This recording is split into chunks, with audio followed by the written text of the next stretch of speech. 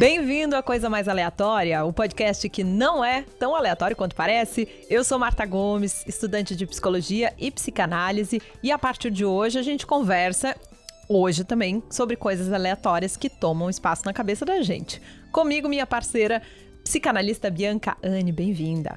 Olá, que delícia! Mais um episódio. Hoje, um episódio muito solicitado, né? Muito! As pessoas têm muita curiosidade para saber sobre sonhos. Não só aqueles que a gente almeja, planeja conquistar, Bianca, mas aqueles que se atravessam no meio da noite, né? Que invadem a gente. Quem nunca ouviu? Ai, tive um sonho muito louco. Não sei se é assim que os pacientes costumam falar sobre os sonhos. Ai, um sonho muito louco. Muito louco ou nada a ver? Isso, um sonho nada a ver. E começa a falar para um psicanalista sobre isso, ver se não vai render em análise. É um estranhamento que a gente tem sobre o sonho, porque aparecem muitas cenas intrigantes. Aparecem personagens bizarros, situações esquisitas. Vamos começar? Já aconteceu contigo? A gente vai trazer essa e outras coisas aleatórias a partir de agora. Tá começando a Coisa Mais Aleatória.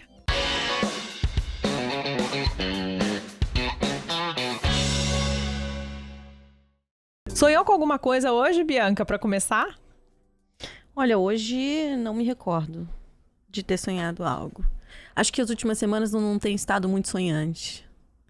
O último sonho que eu me lembro, acho que foi no início dessa semana, um dia que tava chovendo muito, e eu dei uma dormidinha à tarde, tirei aquela sonequinha, aquele cochilo. Eu achei sensacional esse sonho, porque ele é muito simples e ele revela isso que o Freud diz sobre o sonho ser a realização de um desejo, né?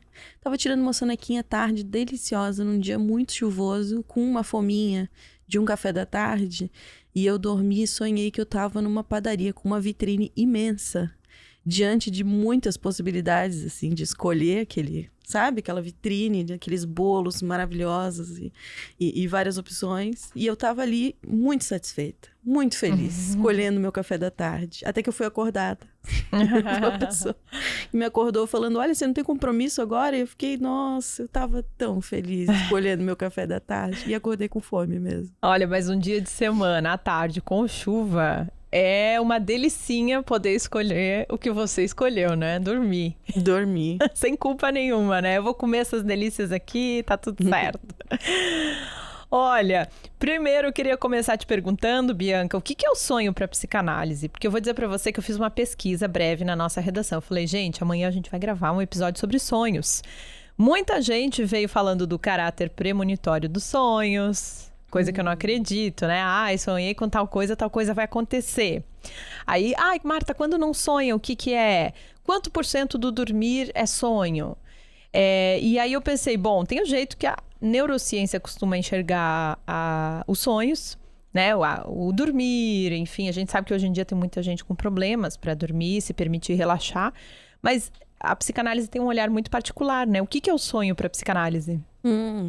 Olha que interessante. E quando você estava fazendo essa pergunta, eu me lembrei de uma situação que eu vivi, agora recente, de uma paciente que me perguntou qual é a diferença de uma experiência espiritual para uma alucinação.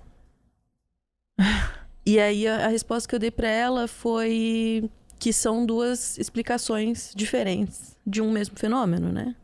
Ela ficou ali meio confusa se ela viu aquilo ou se ela não viu, se ela estava meio acordada, meio dormindo, se ela alucinou, se foi uma experiência religiosa.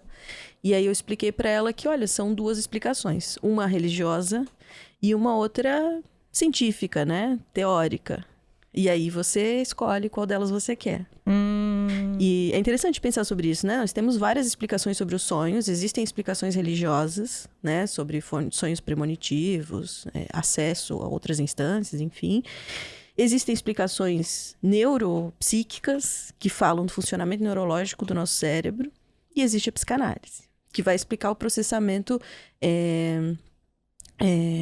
onírico, simbólico, de por que a gente produz a cena do sonho. Aquela cena do sonho, né? E olha que interessante que eu usei a palavra produz. Eu acho que para esse episódio, justamente para a gente poder situar todo mundo na nossa conversa, né? A gente podia começar com uma breve explicaçãozinha, assim, então, de como é o funcionamento, a produção de um sonho na psicanálise. Eu trouxe até aqui alguns pequenos trechos, assim, do próprio Freud, explicando o que é a interpretação dos sonhos. É importante dizer que a psicanálise começa na interpretação dos sonhos, né? É a primeira publicação psicanalítica do Freud, são 3 volumes. Um livro enorme. Um livro gigantesco, Porque ele já começa dizendo que o sonho é via régia para o inconsciente, né? Então, que justamente ali é que era possível acessar algo daquele conteúdo que está manifesto. Ele não está quietinho, dormindo, esquecido. Ele está manifestando e sonhando. O sonho é uma forma da gente colocar aquilo em cena, em ato, em ação, de alguma forma, né?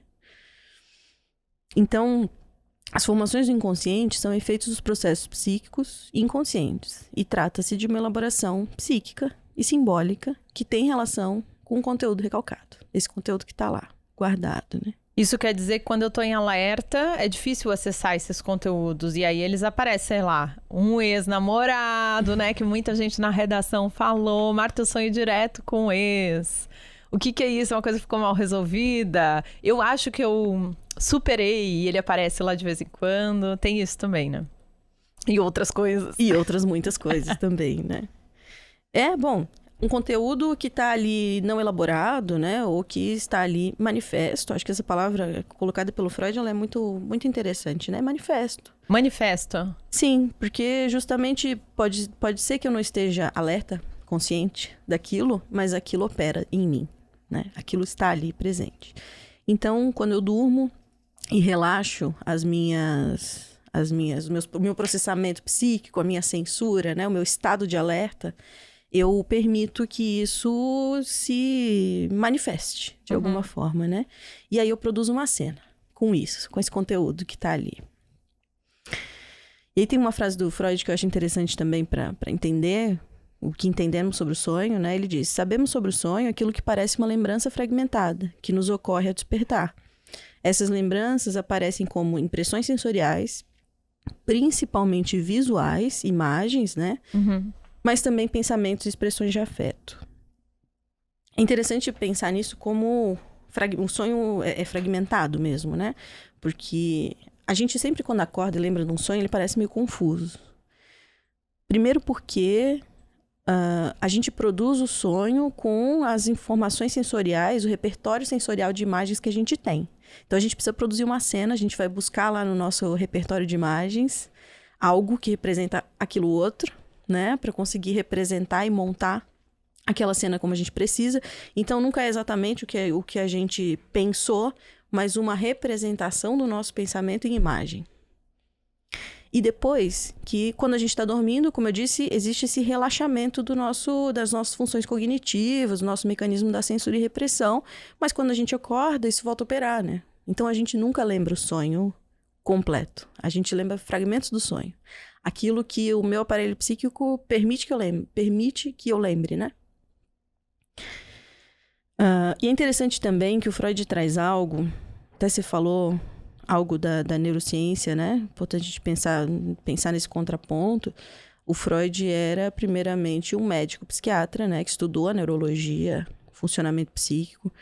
Apesar de, há um século atrás, né, não se tinha esse conhecimento todo que a gente tem hoje do cérebro, toda essa tecnologia, mas ele tinha um conhecimento do funcionamento psíquico.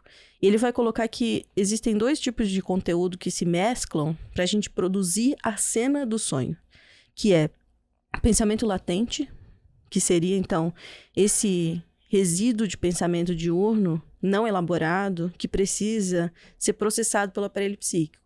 Então, é algo que durante o dia passou, e a gente começa a encontrar isso nos sonhos com frequência. Durante o dia passou, você viu alguém que te lembrou alguém, ou você, né, passou ali no Instagram, passou uma pessoa de muito tempo, te ocorreu um pensamento que você não deu importância para ele, você não deu atenção. Então, esse pensamento fica ali como um resíduo não processado, que durante o sonho vai precisar, vai recobrar, né, a sua atenção necessária. E o conteúdo manifesto, que é essa parte do sonho que permite ser lembrada e que frequentemente parece confuso ou absurdo. E mesmo que pareça coerente, é difícil de ser explicada. Então, é algo dos nossos conteúdos manifestos, guardados, aquilo que é nosso, que se mistura com o pensamento latente, esse resíduo não elaborado durante o dia, né? que precisa ser transformado, olha só que confuso, precisa ser transformado na realização de um desejo para tornar-se um sonho. E aí eu acho sensacional nesse texto, que é a interpretação dos sonhos 2 e sobre os sonhos. São os textos do Freud que estão dentro dessa trilogia sobre a interpretação dos sonhos, né? Tem um momento em que ele é muito didático. E ele diz assim, 4 passos, que é o caminho da elaboração onírica. O primeiro são os pensamentos latentes. Então, esses resíduos diurnos não elaborados estão ali, precisam ser processados. Uhum. Segundo, é a projeção desse pensamento latente em uma necessidade de realização de desejo. Por que necessidade de realização de desejo, né? Porque a gente precisa querer sonhar. Para a gente fazer esse trabalho de produzir esse sonho, né? Uhum. Ele precisa produzir alguma satisfação. Depois, terceiro passo, a elaboração do sonho como uma relação entre os pensamentos latentes, esse resíduo, né? E o material consciente racional. Então, eu preciso racionalizar isso, para que tenha alguma lógica, algum sentido. Uhum. E 4, as imagens e a cena, que aparece, então, como uma representação alucinatória. A gente produz uma cena alucinatória, né? Então, esse mergulho que a gente mistura esse resíduo diurno com a necessidade de realização de um desejo, que é algo nosso que está ali pulsando, e aí a gente faz uma elaboração em imagem de uma cena que representa algo. Aí, esse algo, a gente tem que ver, né, de novo. Que daí é um por um. O que representa o sonho é trabalho de uma análise. Tá, mas só um pouquinho.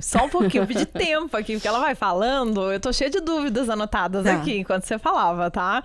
Vamos com calma, vamos por partes, Bianca. A Bianca já tá quase no livro 3 do Freud. Vamos lá. O que você tá me falando agora, por último, é que o sonho tem a ver com o sonhador, com a pessoa que produziu. Por isso que é complicado a gente ir nesses manuais aí de sonhei com escada, sonhei com nuvem, sonhei com pires, quer dizer tal coisa, ser taxativo nesse sentido. Não é assim. Para psicanálise, cada um interpreta a sua própria cena que produziu. É isso, Bianca? E no cenário ali, psicanalítico, isso rende, né? Diferente de você contar para um amigo. Um sonho. O amigo, no máximo, vai dar risada, vai dizer, tá com saudade do fulano. E na psicanálise, não, né? O psicanalista, ele vai te fazer algumas perguntas que são muito caras, às vezes. É difícil contar um sonho, porque você chega bem mais vulnerável, né? Eu te digo como analisanda, tá? Eu, às vezes, sonho com uma cena que aquilo não me ocorre nada. Que sonho ridículo. E aí, eu deito no divã e falo... saquei. E às vezes não, eu deito no divã e me sinto uma kamikaze. Falei, eu vou contar a cena, eu vou me expor. Ela vai sacar, porque a minha analista é mulher. Ela vai sacar o que é.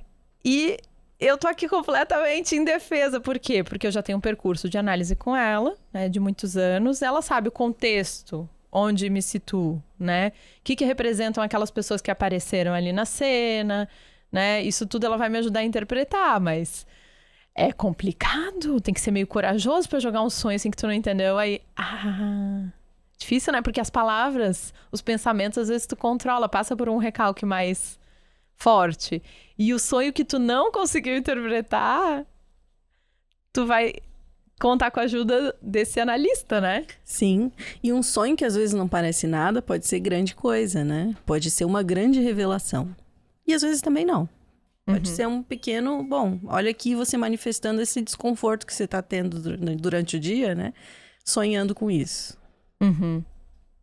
Eu lembrei de um paciente que eu atendi uma vez e ele tinha uma questão muito séria com o amor. Eu não vou lembrar detalhes agora, porque eu lembrei enquanto você falava. Mas ele fez um sonho, Bianca, que foi tão rico. E ele é... Como é que eu posso dizer, Bianca? Quando o paciente é todo organizado, assim. Ele não conta muito com imprevisto, sabe? E aí ele falou, eu sonhei uma bobagem e tal. E em psicanálise a gente dá certa relevância aos sonhos, né? Falei, vamos ouvir, me conta, né? E de repente outras abordagens até nem dão muita bola, né? A gente vai para um lado de aprofundamento desse conteúdo. E ele sonhou que ele tinha uma briga de rua, que vinham umas pessoas enfrentar ele na rua. E aí ele guerreava com essas pessoas e tal. E ele falou assim, eu saí ferido. Mas eu não morri. Ele falou algo assim. E foi tão bonito porque ele estava fazendo um atravessamento no sentido de se autorizar a ser namorado de alguém. E quando a gente fala de um envolvimento afetivo mais profundo, a gente fala dos riscos de conflito, né? Tinha todo um simbólico ali nessa cena do sonho, que ele falou, foi muito estranho, eu me senti muito vulnerável, indefeso, parecia que eu não ia conseguir. E o que ele quis dizer foi o seguinte, eu saí todo lanhado, mas eu sobrevivi. Às vezes, tu entrar numa relação é isso, né? Você sai assim despedaçado, mas... Ele pode até estar falando da experiência dele com essa relação como algo que para ele é vivido como um conflito, né? É vivido como uma violência. Não é uma coisa tranquila para ele. É uma coisa tranquila. Se relacionar. Esse confronto com o outro, né? Que simbolicamente ele levou pra briga. Claro, mas no final ele fez esse atravessamento. Ele falou assim, valeu a pena. Né? Foi difícil, mas valeu a pena. E eu achei muito bonito, porque no final disso tudo, ele que simplesmente, ele tinha uma relação meio, a gente só fica, né? E aí ele assumiu essa relação de namoro e namora até hoje com essa menina. Quer dizer, se lanhou inteiro, né? Pra conseguir se relacionar, mas valeu a pena no final. E eu já contei aqui um sonho parecido. Eu vou contar porque as pessoas ficaram muito curiosas com esse sonho. Posso trazer de volta? Que é o sonho ali da família Addams, né? Os monstros da psicanálise. Eu fiz esse sonho indo para um congresso de psicanálise e no sonho aparece uma cidade mal assombrada. Cada colega meu de psicologia ia morrer por meio de um monstro. E quem ia me matar era o tio Chico da família Addams. E cada um tinha uma arma. E o tio Chico veio com um martelo atrás de mim. E da outra vez eu não contei esse detalhe que eu acho que é tão interessante do sonho. O monstro da Marta é um martelo. Isso, a Marta ia morrer a marteladas. Muito bom. Muito bom, né? E aí ele vinha, e eu me escondia atrás de um tapume. E Bianca, essa coisa do pesadelo ser... Quando você acorda, você ainda tá meio que acreditando que é verdade. Tanto que eu lembro de acordar ofegante e suada. E, assim, poucas vezes na minha vida eu tive pesadelos dessa envergadura, sabe? Foi muito real, né? Essa coisa de ser tomada por isso. E depois eu consegui interpretar que eu, na verdade, tinha um grande temor de ir ao encontro daqueles monstros da psicanálise que a gente ia encontrar. Era um encontro latino-americano, assim, de psicanálise. Ia ter gente muito importante dessa área. Né? E era bem a fase de descobrir a psicanálise. Faz 15 anos essa história. Então, o quanto o sonho diz de algo muito particular nosso. Tão particular que, às vezes, um amigo não consegue te ajudar a interpretar. Por isso que se diz, eu acho que o sonhador é que interpreta o sonho. Perfeito. E eu acho que esse exemplo, ele fala muito bem sobre esse processo de condensação e deslocamento que é o sonho, né? E que, portanto, por isso que o sonho é tão confuso. O trajeto que leva ao sonho, ele é o processo inverso que a gente faz do registro sensorial.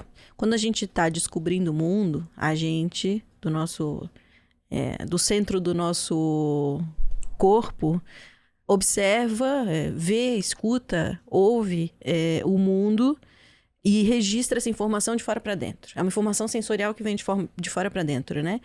E o trajeto que leva à produção da cena do sonho é um processo inverso, então, do pensamento às estruturas sensoriais. Então, a gente busca no nosso arsenal minêmico, nosso registro de informações sensoriais, de palavras, de imagens, né? Na nossa memória, recursos para conseguir produzir uma cena e exibir ela ali pra gente, né? Aquela cena do sonho. Então é interessante que para fazer isso a gente precisa fazer condensação e deslocamento o tempo todo. O deslocamento aparece ali no tio Chico, na família Addams, nos monstros, né? Que você falou. Você encontrar lá os grandes monstros da psicanálise, né? E que eles iam te pegar. A psicanálise já te pegou, você desloca isso para um outro medo que você tem, para outros monstros, outras representações de monstros. Então você busca no teu arsenal de memória quem são os monstros, como é que você poderia ser pega. E a condensação no martelo, né?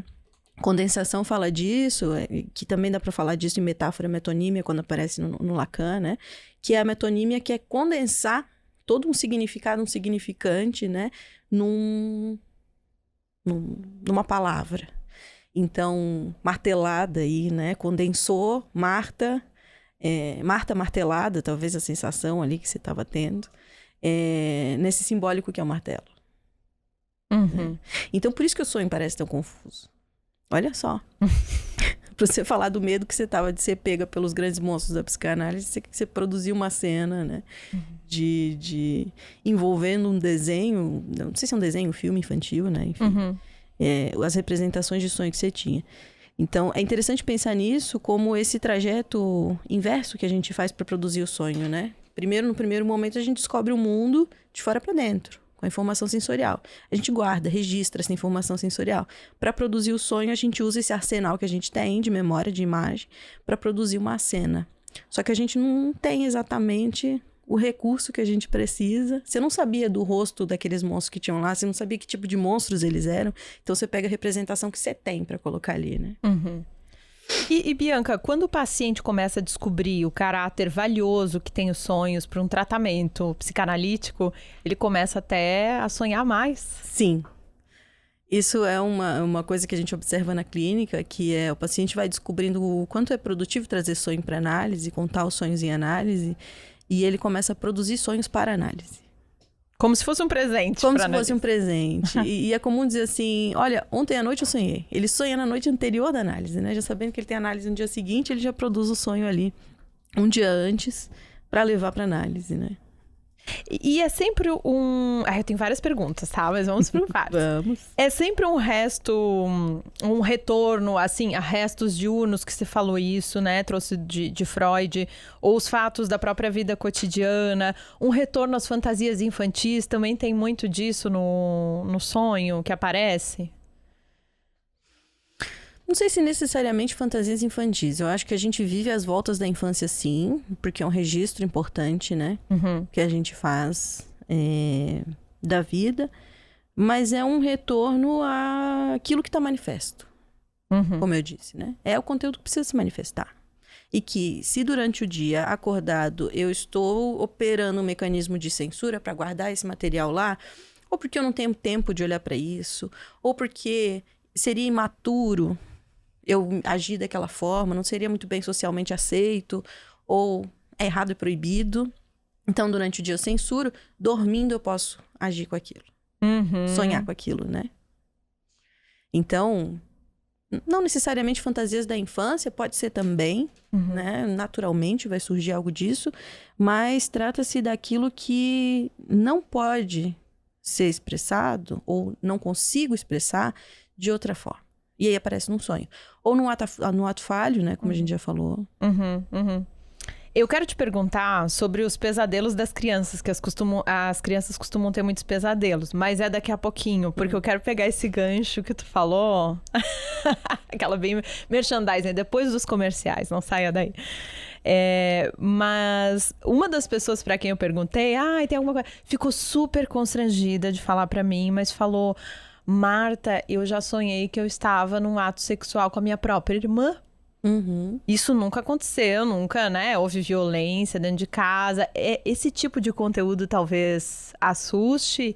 E aquilo que você falou não vai ser bem aceito socialmente, né? O que eu faço com isso? O que pode ser essa cena? Que coisa horrorosa, que vergonha, né? O que tem ali, né? Às vezes a irmã que aparece no sonho, bom, não é a irmã em si. Ela às vezes está no lugar de outro alguém também, né? Ou de algo que ela representa também, né? Às vezes tem uma relação tão legal, não sei. Assim, é meio análise selvagem, né? Tentar interpretar algo desse sonho, assim, teria que ver. É muito individual, tem que ver o que essa irmã representa, né? Ou como ela se sentiu no sonho, enfim, o que estava representado ali para ela. Mas pra gente começar a pensar assim, como isso poderia ser interpretado, né? Pode ser que às vezes tenha uma relação tão legal com essa irmã, com esse irmão, que ele representa boa parte daquilo que conhecemos de um relacionamento, né? Ele é meu parceiro, eu me sinto seguro com ele, eu me sinto isso e aquilo, que ele supre uma parte daquilo que poderia ser um relacionamento, e aí eu só completo com essa outra parte que faltaria de um romance. Mas na verdade não é desejo de se relacionar com essa irmã, é desejo de ter alguém como essa irmã como parceiro. Faz sentido? Sim. Pode ser, né? Isso assim, é uma hipótese, um chute no escuro, né? Claro. Uma análise selvagem. As crianças costumam produzir muitos pesadelos, né, Bianca? O que os pais podem fazer com isso? Eu acho que o sonho ele é uma tentativa de conseguir elaborar, organizar isso que tá ali, né? Então, se tá produzindo sonhos, medo, pesadelo, isso é a expressão de algo que tá se passando. Então, conversar com essa criança, escutar esse sonho, perguntar para ela, né, o que isso representa, se tá com medo de alguma coisa. Bom, e tentar ajudar ela a simbolizar, elaborar, colocar em palavras isso que tá deixando ela angustiada, com medo, né? Para que ela possa se organizar com isso também acordada. Uhum. É que eu imagino que a criança passe por muitos atravessamentos inéditos, né? Novas situações a todo momento na vida, né? Acho que essa é a infância.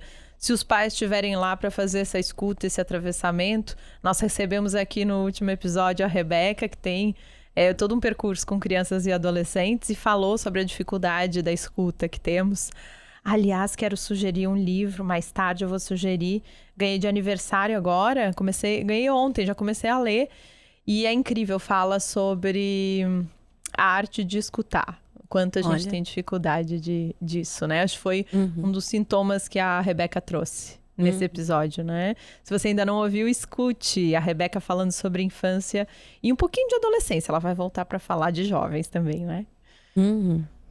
Muito bem. Deixa eu trazer um conceito aqui freudiano, Bianca, que eu sei que você trouxe muitas referências de Freud. Freud diz que o sonho é a realização de um desejo. Muita gente fica um pouco confusa com essa frase, assim, né? Porque, é isso, eu não desejava ter um pesadelo, não desejava aquela cena que apareceu no meu sonho, sem censura. Mas o desejo para psicanálise, ele é um outro conceito, né? Ele não é o mesmo conceito do nosso dia a dia que a gente usa para a palavra desejo, né?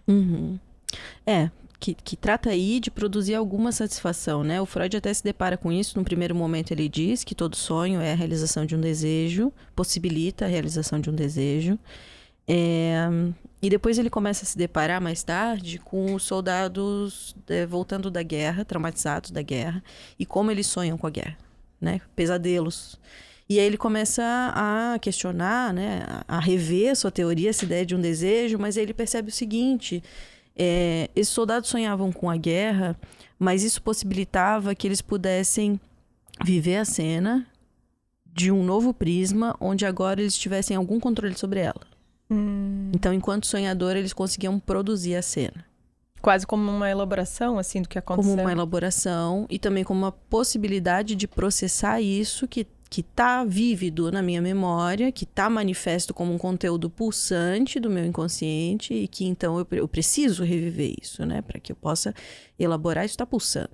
Então, ainda assim, é uma via de satisfação, a gente fala muito em psicanálise sobre catarse, né? Que é esse efeito de conseguir expurgar, conseguir colocar para fora, se livrar disso, né? E que então produzir esse sonho, reviver essa cena, pode ser uma forma de manifestar isso, né? Que tá ali em repeat de novo na nossa cabeça, que era o trauma de guerra desses soldados. Então, mesmo um pesadelo pode ser uma via satisfatória, organizativa, né? Muito interessante. Uma coisa que a gente estava conversando acho que foi no terceiro episódio, que eu achei tão interessante, que você falou assim, que às vezes eu acho que dá para estabelecer um paralelo, tá? Entre uma sessão de análise exaustiva, que demanda, né, trabalho psíquico e quase físico, é um desgaste cerebral mesmo, e um sonho, né? Às vezes um sonho que, tipo esse que eu te falei, que tu acorda toda devastada, né? Tem sonhador que acorda mais cansado do que quando foi dormir. Sim, com certeza. Nossa, eu trouxe um sonho de uma pessoa que me contou esse sonho. Ela levou para análise e analisou. E aí eu pedi autorização para contar. E ela me escreveu um relato. Eu acho que é muito legal esse sonho porque ele fala... A gente consegue ver claramente o conteúdo, o pensamento latente, que é aquele resíduo diurno, e o conteúdo manifesto que criou o sonho. Posso ler? Por favor. Então, eu relato aqui. Sonhei que acordei no meio da noite e tinha uma pessoa no meu quarto. Uma menina, mulher, jovem, que estava parada me olhando. Eu não senti medo, mas eu fiquei incomodada, intrigada. Eu sou bem cética, não acredito nessas coisas de espírito. Então, mesmo sonhando, eu tinha a sensação de que aquilo era um sonho. Mas daí, Ainda no sonho, eu sonhei que tinha acordado, com aquela sensação de que algo estranho aconteceu. Me levantei, fui até a sala e a porta de saída da casa estava escancarada, no meio da noite. Era a prova aqui entre aspas, de que aquilo tinha acontecido mesmo. E eu jamais teria deixado a porta aberta antes de dormir. E aí eu olhei de novo e ela estava lá, no canto da sala, me olhando pacificamente. Ai, gente, parece cena de filme. Nesse momento, eu acreditei um pouco mais e fiquei com um misto de medo e raiva. Eu tentava gritar para ela sair da minha casa, eu apontava para a porta escancarada e tentava gritar, sai da minha casa. Mas a voz não saía. E nessa agonia eu acordei, dessa vez acordei de verdade, olhei em volta, fui até a sala e tudo ok. Foi só um sonho, pensei. Na mesma semana levei esse sonho para minha análise. Não fazia ideia do que ele representava. Achei que tinha algo a ver com a série que eu estava assistindo antes de dormir, que era meio assustadora. A primeira coisa que meu analista perguntou sobre o sonho foi quem era aquela mulher. E aí eu respondi que, estranhamente, ela era um dos personagens da série que eu estava assistindo antes de dormir. A fisiologia era ela. Mas não fazia sentido, porque aquela personagem nem era importante, meio que quase nem aparecia e nem tinha nada a ver. Aí ficou um silêncio. Aqui tá escrito silêncio, reticências. Aí eu me dei conta e disse, ela se parece com a minha mãe quando era jovem. Mais silêncio. Aí, de repente, tudo fez o mais absoluto sentido. Era minha mãe. E como eu me sentia sobre ela, ocupar todo esse espaço na minha vida e na minha mente. Eu queria gritar para ela sair. Não da minha casa, mas da minha mente. Desse lugar todo que ela ocupa. E sempre ocupou em mim. E não conseguia gritar. Da mesma forma que eu não consigo tirar ela de lá. Ai, que forte esse relato. Sensacional, né? E eu gostei que mistura o conteúdo latente, que é aquele personagem da série, que se parece com a mãe, mas não é. Mas é um personagem da série, que funcionou para representar ali aquilo, né, que precisava representar. E a vontade de expulsar, né, aquele grito que não sai da minha casa, ou sai da minha mente, né, que é o conteúdo manifesto, é o conteúdo pulsante, que precisa ser elaborado, né? E que então se produz um sonho para tentar elaborar. Muito interessante. E talvez o sonho venha nesse lugar, né, Bianca, de, por exemplo, assim, eu lembro de pensar sobre, sei lá, quem tem medo de barata, né, ou medo de dirigir, digamos. Muitos outros tipos de terapia trabalham com não sei se é dessensibilização que chama, nem sei como é que chama, né, mas de se aproximar aos poucos desse volante, né, Bom, e a psicanálise, sei lá, pra quem tem medo de barata, ela pergunta, mas como é que é essa barata, né? E como é que é essa personagem, essa mocinha que apareceu aí? Porque se a gente pensar racionalmente, é isso, ela quase não tinha espaço na série, né? Mas houve algo ali, algum traço que fisgou essa analisanda, às vezes o traço da própria mãe no passado, né? De fotos, de referências, bom, colou ali naquela projeção imagética ali. E colocou o lugar da mãe, né? E como é simbólico para a psicanálise esses lugares, né? Isso. Eu acho que aí tem uma grande diferença de outras abordagens que trabalham diretamente no comportamento, né? Como aquilo que... O comportamento para a psicanálise, ele é consequência da nossa vida psíquica simbólica, né? A forma como a gente pensa vai afetar na forma como a gente age, que é o nosso comportamento fim. Então, o comportamento é só consequência. A gente trabalha antes, na vida simbólica, né? Então, para a gente interessa saber qual é o deslocamento que se fez para essa barata. Porque não é sobre a barata. É o que é que está implicado nessa barata. Que deslocamento eu fiz, né? Muito interessante. Hoje a minha irmã me mandou um meme que nem tem tanto a ver com sonhos, mas eu achei interessante, assim, sobre esse lugar da psicanálise. Sabe aquelas tirinhas que tem no Instagram sobre frases de crianças? Tem uma que é assim, que as mães costumam compartilhar, assim, a fulana falou isso hoje, né? Sim, Coisas sim. engraçadas que a criança fala. E aí teve uma que falou assim, mãe, eu acho que eu tô gostando do fulano. Aí a mãe pergunta assim, e o fulano é bonito?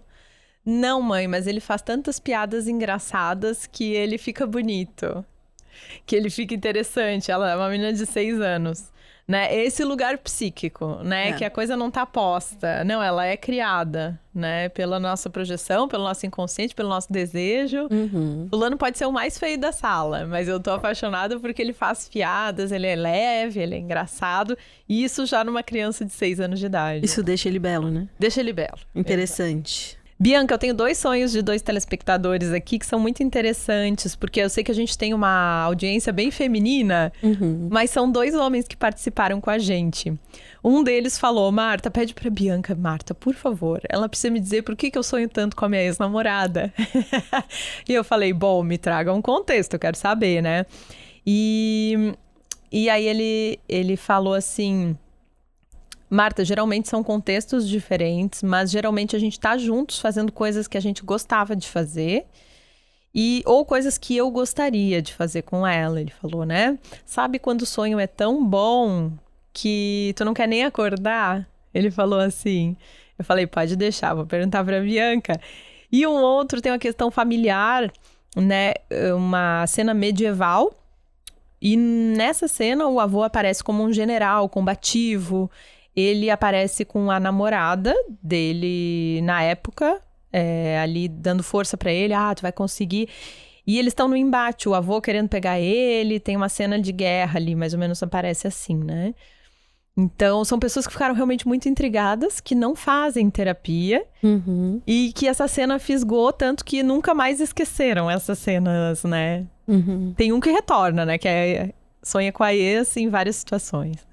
Então, difícil de analisar, assim, né? São poucos recursos e até é importante falar disso, né? Que a interpretação do sonho, ela acontece através do relato do sonho.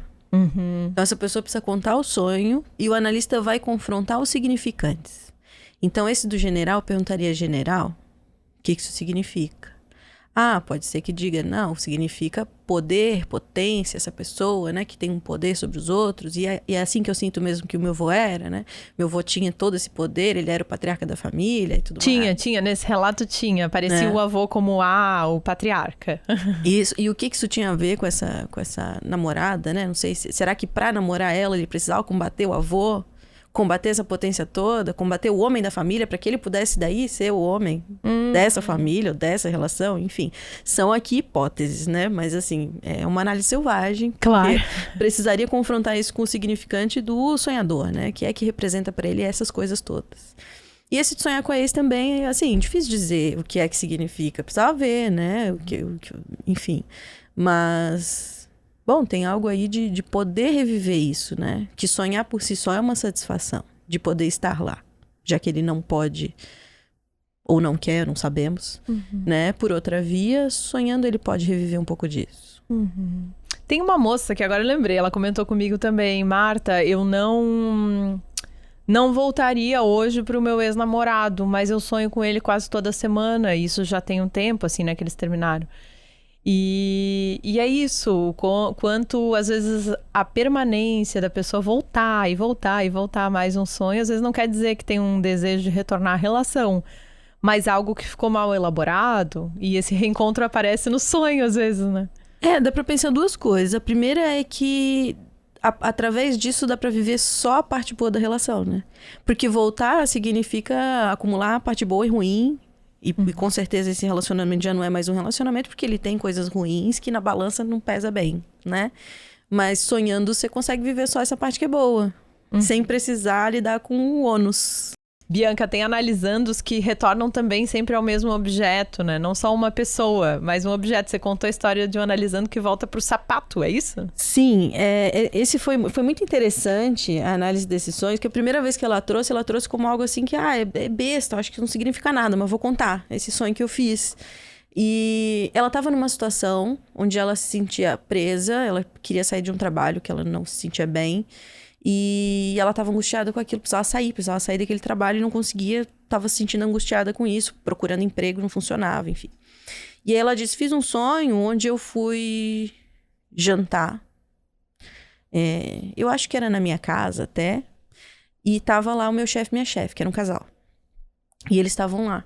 E eu comecei a ficar agoniada, eu precisava sair daquele lugar, e eu não achava o sapato. E eu ficava procurando sapato, não conseguia, não achava o sapato. E angustiada com aquela situação que eu precisava do sapato, eu acordei.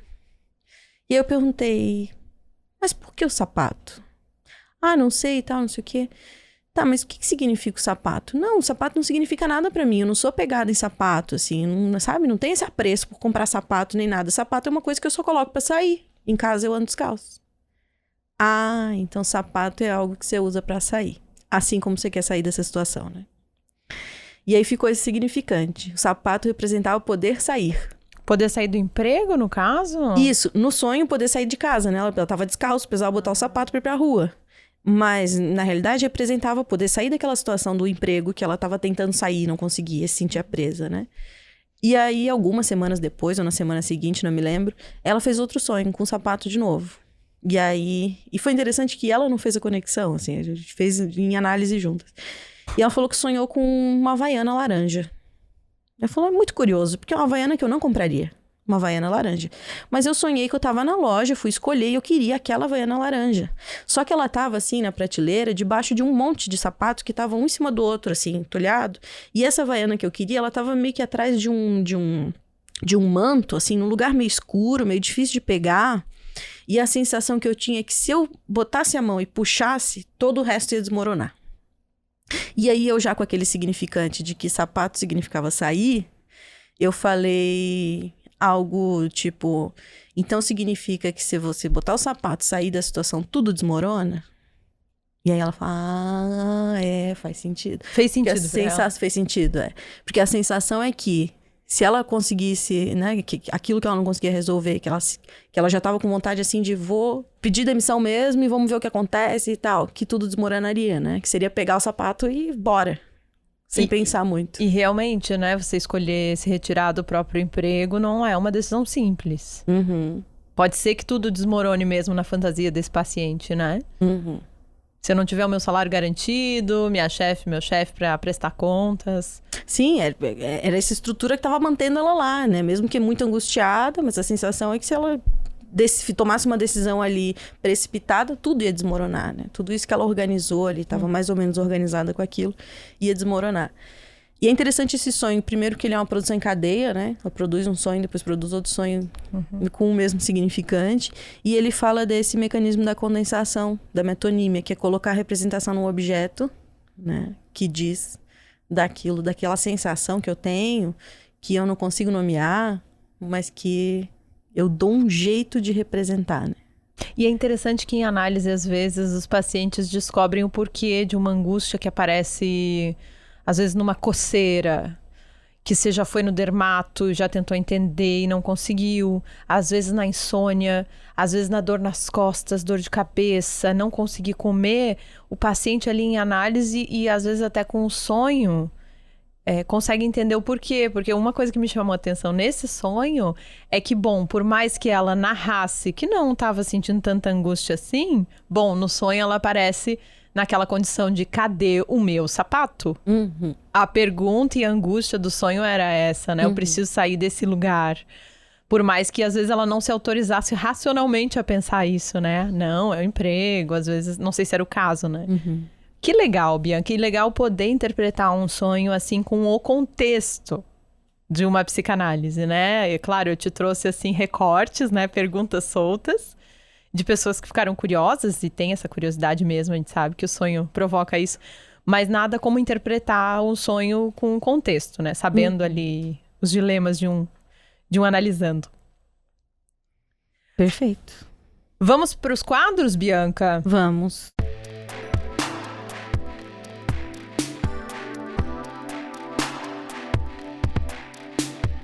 Vamos começar com o quadro Freud me disse, uma frase freudiana ou psicanalítica que tem a ver com o tema.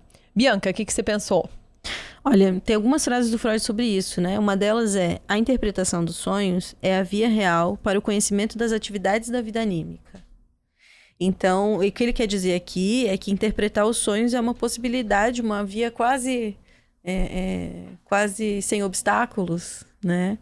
De tomar conhecimento do que está acontecendo lá no nosso inconsciente, na nossa vida anímica. E vida anímica é isso que é imaterial, né? É isso que é esse processo de informações que é simbólico, desconectado da realidade e que está operando. Com ou sem o nosso consentimento, com ou sem o nosso controle. Então, a interpretação dos sonhos é uma forma de tomar conhecimento disso, né? Uhum. Eu vou trazer uma frase que eu não sei bem de quem é, mas a gente falou algumas vezes aqui nesse episódio, que é: o sonho tem a ver com o sonhador. Uhum. Pra gente ter a ciência de que essa produção onírica é algo muito próprio nosso, sempre muito singular. Essa coisa de a gente, não faço nem ideia do que é isso, não tem a ver com esse sonho, isso não tem a ver comigo. Pode não ter, se você não tiver curiosidade pra saber, mas se tiver, vai ter um lugar, vai ter um espaço na poltrona ou no divã pra você destrinchar esse caminho, que é muito rico e muito enriquecedor, que é o caminho dos sonhos. Segundo quadro, peguei na estante.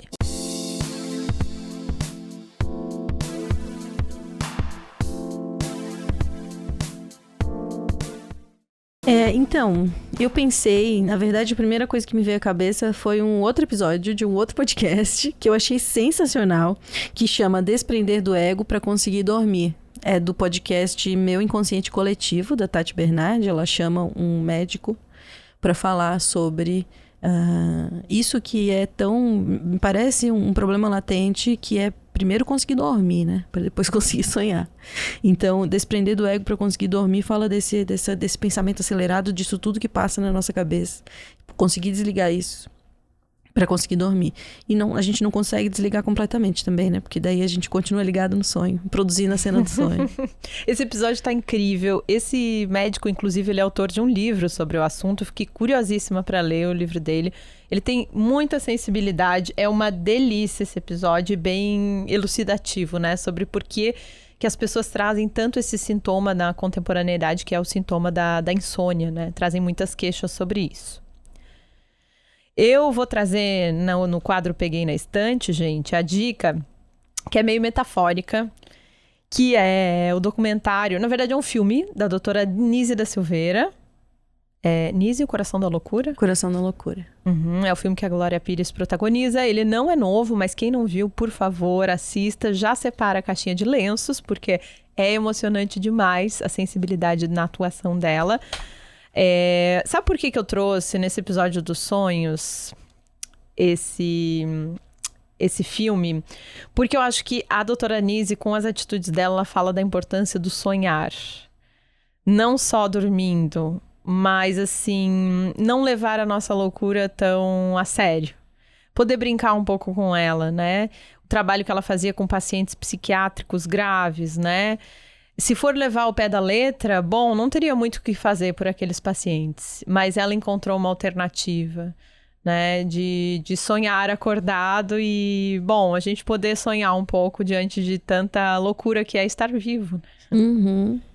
É muito legal trazer esse filme, porque a Nise trabalha ali com muita elaboração alucinatória, né? Ela trabalha com pacientes psiquiátricos e é lindo o trabalho que ela faz. Nise foi uma médica psiquiatra brasileira, né, que revolucionou, assim, na época dela, os modos de tratamento psiquiátrico. Com a terapia ocupacional, né, que ela fazia.